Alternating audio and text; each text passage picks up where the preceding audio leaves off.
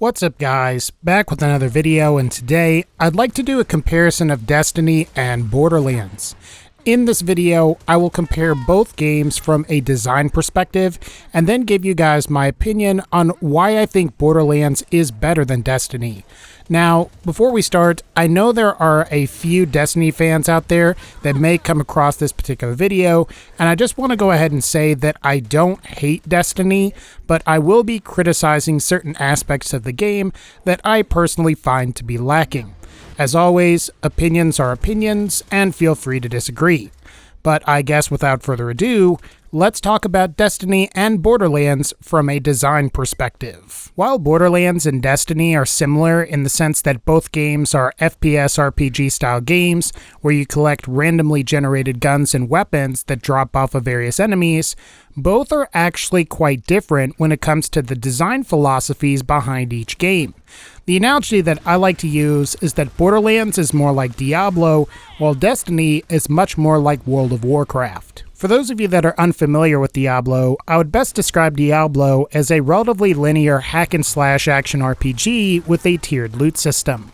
Like Borderlands, Diablo allows you to pick from an assortment of classes with their own unique skills and abilities, and from there, the player journeys through the game clearing dungeons or areas full of enemies, acquiring loot, and then confronting the game's final boss. After defeating this final boss, the player can play through the game again at increased difficulty, and I am sure if you have played Borderlands, then what I've just described about Diablo is very similar. In fact, Borderlands may even be identical to Diablo, except for the fact that Diablo is an isometric game featuring swords, sorcery, and demons, while Borderlands is a futuristic first-person shooter set on a remote planet with hostile wildlife.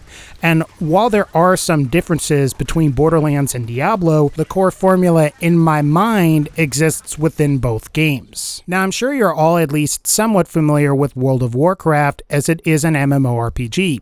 MMORPGs typically have a persistent world where thousands of players can interact in the exact same area, and because of this, MMORPGs typically have strong social interaction on a gameplay level.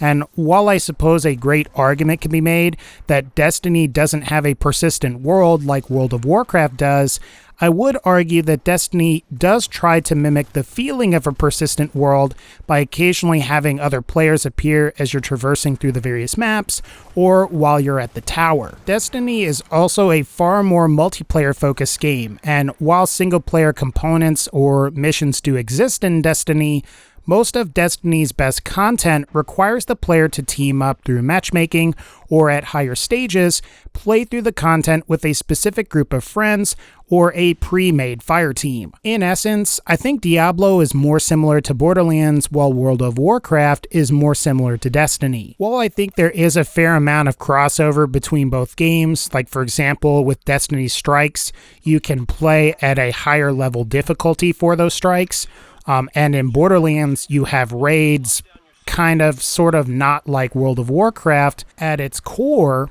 Borderlands is primarily a single-player game with co-op modes as a bonus, while Destiny is an MMORPG or a semi-persistent world multiplayer experience with a few single-player missions here and there. I would argue that the greatest advantage that a game like Diablo or Borderlands have when compared to something like World of Warcraft or Destiny is that Diablo and Borderlands at their core are very strong single-player experiences.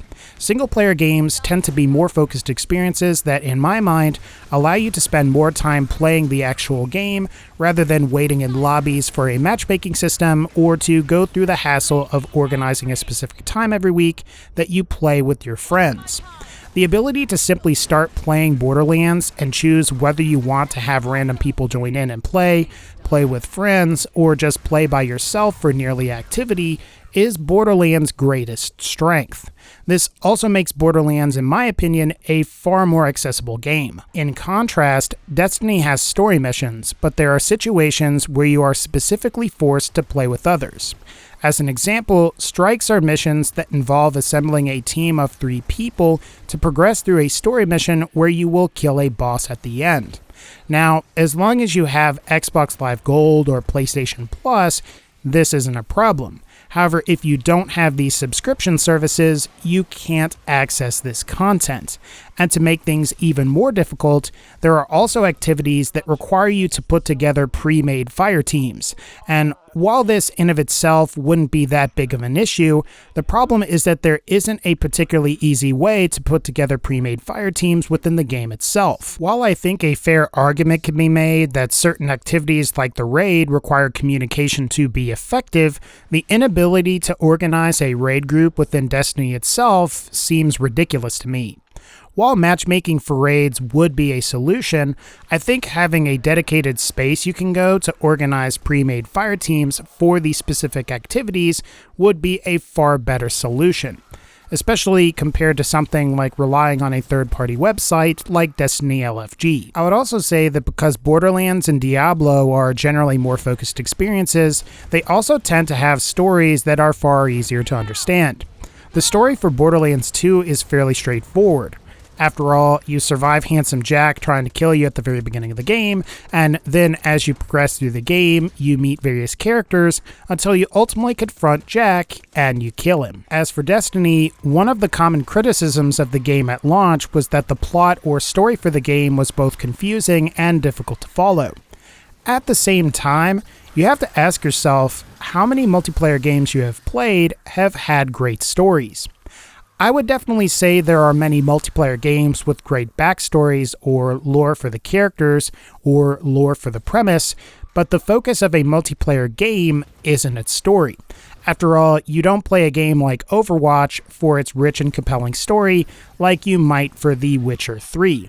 And while the backstories of characters like Tracer or Winston are interesting and compelling, the focus is more on the multiplayer or social experience that you're having rather than experiencing a compelling narrative. What I'm getting at here is that Destiny was never destined to have a compelling story, as the focus of a game like Destiny is on the multiplayer or social experiences that you're going to have. And again, this isn't to say that Destiny doesn't have compelling lore or a great backstory, but I ultimately think that the story for Borderlands 2 is far better and easier to understand because of the nature of Borderlands 2's design. With all of this said, there are definitely things I prefer in Destiny over Borderlands, especially when it comes to the game's mechanics. In my opinion, Destiny's light system is far superior to the leveling system in Borderlands. In Borderlands 2, you can go as high as level 72, and on top of that, you have 8 overpowered levels. In Destiny, you can go as high as level 40, but your light level can go as high as 400. Unlike Borderlands, where you have to reobtain new gear for each new overpowered level, Destiny's light level is determined by the total attack and defense stats of all of your currently equipped gear. And by extension, the higher your light level, the better your character's total attack and defensive power is. While this system does encourage the player to ditch gear that doesn't contribute as much to their light level, and that can present its own problems, you have the ability to increase the attack or defensive power of weapons and armor that you like by infusing legendary gear or higher. The ability to improve your weapons this way is simply not possible in Borderlands and makes progression in Destiny far less monotonous, especially on new characters. To go along with the ability to improve weapons and the light level system, progression in Destiny seems a lot faster and less grindy than it is in Borderlands, in my personal opinion.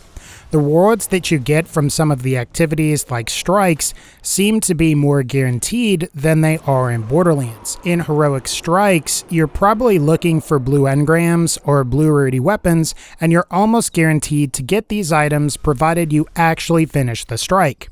As for Borderlands, you can run a boss an insane amount of times and not get what you're looking for. And while it's still difficult to acquire specific items in Destiny, you can still usually acquire great weapons and armor relatively easily by either purchasing them or by decrypting engrams. I also think that because Destiny is a more multiplayer-focused game, it does multiplayer-focused activities or missions better.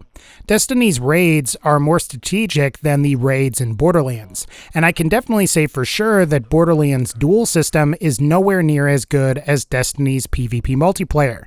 And I suppose, to be fair to Borderlands, killing Terramorphous for the first time solo is pretty satisfying.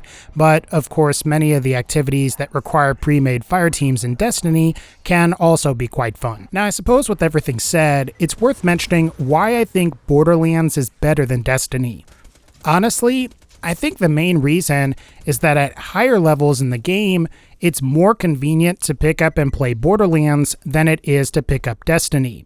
While both games are fairly easy to get into at first, there is a certain point in Destiny where you essentially can't even progress any further simply because you don't have friends to make up pre-made fire teams. A lot of the best loot and gear is locked behind the raids, the Nightfall Strikes, the Challenge of Elders, and also the Trials of Osiris. And all of these activities require pre-made fire teams. And while I think this issue could be fixed in future games, whether through some kind of matchmaking system or through a dedicated social space that allows players to put together their own pre-made fire teams, as Destiny currently is, the lack of an in-game system for people to easily do the raids greatly limits access to those raids, and depending on your point of view, locks the player out of content that they paid for. At the end of the day, though, both games are great for what they are.